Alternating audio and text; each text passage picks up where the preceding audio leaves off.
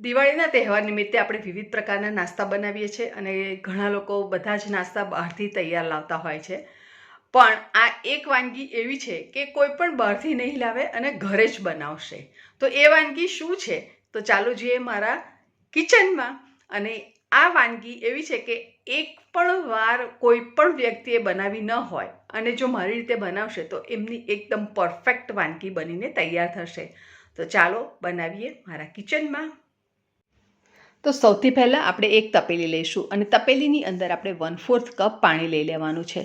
સાથે આપણે 1 table spoon જેટલો ગોળ ઉમેરી લઈશું. ત્યારબાદ આપણે એની અંદર 1 ટેબલ સ્પૂન જેટલું દેશી ઘી ઉમેરી લઈશું અને તપેલીને મૂકી દઈશું ગેસ ઉપર. પાણી ગરમ થશે એમ ગોળ અને ઘી બધું સરસ એની અંદર મિક્સ થઈ જશે અને પાણીમાં એક ઉભરો આવે ત્યાં સુધી આપણે એને થવા દેવાનું છે. તો પાણી ઉકળે ત્યાં સુધી આપણે અહીંયા એક બોલની અંદર અડધો કપ ઘઉંનો લોટ લેવાનો છે અને થોડો જાડો લેવાનો છે. 1 ટેબલ સ્પૂન ઘી ઉમેરી લઈશું. ઘીની જગ્યાએ તમે તેલ ઉમેરવા માગતા હો તો પણ તમે ઉમેરી શકો છો, પણ ઘી ખાસ ઉમેરવું. ઘીથી એનું ટેસ્ટ ખૂબ સરસ આવશે અને એને સરસ રીતે મોવાનું છે.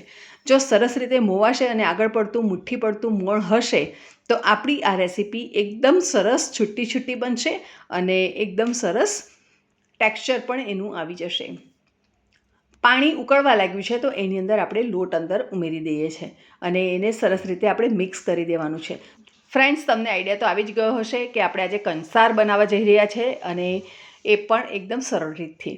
તો આ રીતે સરસ મિક્સ થઈ ગયા બાદ આપણે એને ઢાંકી દેવાનું છે. ઢાંકવું ખાસ જરૂરી છે અને ઢાંકવાથી એની અંદર પાણી વધારાનું જશે નહીં અને આપણે એને 3 સીટી થાય ત્યાં સુધી આપણે એને બાફી લઈશું. 3 સીટી પડ્યા બાદ આપણે એને સરસ રીતે ખોલી લઈશું. એકદમ વરાળ નીકળી જાય ત્યારબાદ આપણે એને ખોલવાનું છે અને આ કંસારને આપણે વેલણની મદદથી સરસ રીતે આપણે મિક્સ કરી લેવાનું છે.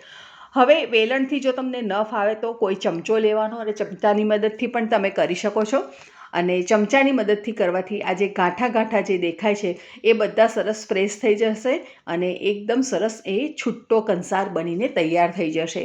તો ફ્રેન્ડ્સ, તમે જોઈ શકો છો કે ચમચીની મદદથી સરસ રીતે કંસારના ગાંઠા જે હતા એ બધા છૂટા થઈ રહ્યા છે અને એકદમ સરસ છૂટ્ટો બની રહ્યો છે. પણ હજુ પણ તમને નાની નાની કોઈ ગાંગડી દેખાય છે તો એને કેવી રીતે દૂર કરવી એ પણ હું સોલ્યુશન લઈને આવી છું.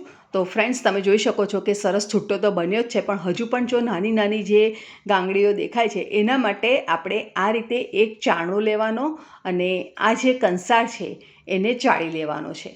મારી પાસે આ રીતનો ચાળણો છે. તમારી પાસે આવું ન હોય તો ઘઉં ચાળવાનો જે ચાળણો આવે છે એનાથી પણ ચાળી શકો છો. ચોખા ચાળવાનો ચાળણો આવે છે એનાથી પણ તમે ચાળી શકો છો. અને આ રીતે ચાળવાથી એકદમ સરસ એનું ટેક્સચર બનશે અને એકદમ છૂટ્ટો છૂટ્ટો કંસાર બનીને તૈયાર થશે.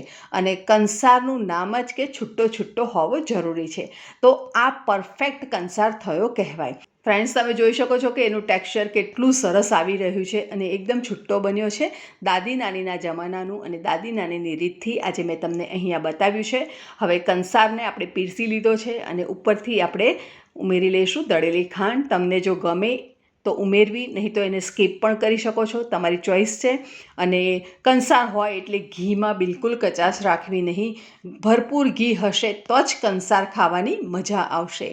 તો કંસાર જોઈને મને તો એક લગ્ન ગીત યાદ આવી ગયું. લાડો લાડી જમે રે કંસાર, કંસાર કેવો મીઠો લાગે રે. તો ફ્રેન્ડ્સ, આ દિવાળી દરમિયાન તમે સુકનનો કંસાર ચોક્કસ આ રીતે બનાવજો અને તમારો કંસાર કેવો બન્યો છે અને તમે કેવી રીતે બનાવો છો એ પણ મને જરૂરથી કોમેન્ટ બોક્સમાં લખીને જણાવશો.